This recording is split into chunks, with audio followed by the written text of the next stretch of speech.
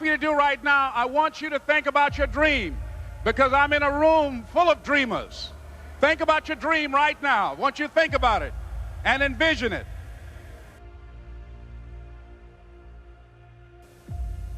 I do not believe that any of us have dreams that were not given to us for the purpose of accomplishing those particular dreams. And I want to share something with you that has changed my life. I started out, as was indicated by Jack, it's very humble beginnings. I don't know what that dream is that you have. I don't care how far-fetched it might appear to be. I don't care how disappointing it might have been as you've been working toward that dream.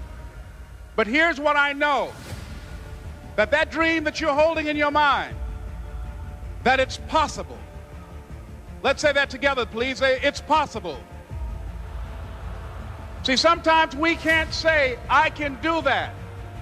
But what we can say, that it's possible that I can have my dream as we run toward it, as we work on it day in and day out. No one, ladies and gentlemen, could have convinced me when I started out just over 6 years ago working on my dream. And I want you to think about whatever your dream is, because I was willing to take a chance. And most people won't do that. Most of the people that you talk to try and bring them into the business, these are not risk takers. Most people have done all that they're ever going to do. They raise a family, they earn a living, and then they die. But people who are running toward their dreams, life has a special kind of meaning. And here's what I will share with you, that in the process of working on your dreams, you are going to incur a lot of disappointment, a lot of failure, a lot of pain, a lot of setbacks, a lot of defeats. But in the process of doing that, you will discover some things about yourself that you don't know right now. What you will realize is that you have greatness within you. What you'll realize is that you're more powerful than you can ever begin to imagine. What you will realize is that you are greater than your circumstances, that you don't have to go through life being a victim. As Jack indicated, I was born in Miami, Florida, in an area called Liberty City, in an abandoned building on a hard linoleum floor with my twin brother. We were 6 weeks of age. We were adopted. When I was in 5th grade, I was identified as EMR, labeled educable, mentally retarded, put back from the 5th grade into the 4th grade, and stayed in that category until I got out of high school. I don't have any college training, but I met a high school teacher who one day changed my life. I was waiting on another student, and when he came in, he said to me, young man, go to the board and write what I'm about to tell you. And I said, I can't do that, sir. He said, why not? I said, I'm not one of your students. He said, it doesn't matter, follow my directions now. I said, I can't do that, sir. He said, why not? I said, because I'm educable, mentally retarded. And he came from behind his desk and he looked at me. He said, don't ever say that again. Someone's opinion of you does not have to become your reality.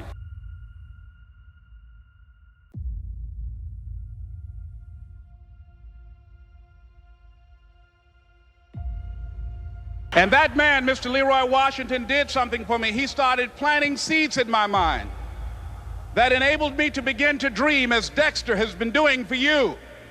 And ladies and gentlemen, I started working on my dream. And most people don't work on their dreams. Why? For many years I didn't. One is because of fear. The fear of failure. What if things don't work out? And the fear of success. What if they do and I can't handle it? The other thing is that most people, ladies and gentlemen, they get comfortable. They stop growing, they stop working on themselves, they stop stretching, they stop pushing themselves, and they end up becoming very cynical about life, and they throw in the towel on themselves, on their families, and on their dreams. And the other thing is that most people don't feel worthy.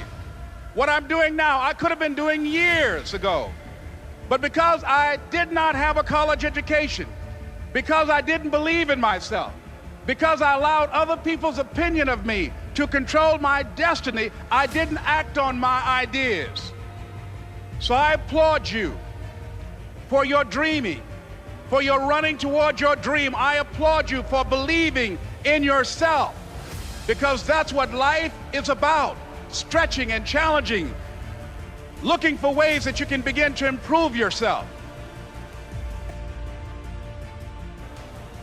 Of stretching out, of acting on my dream. And I don't know what that dream is for you. I can tell you that it's possible.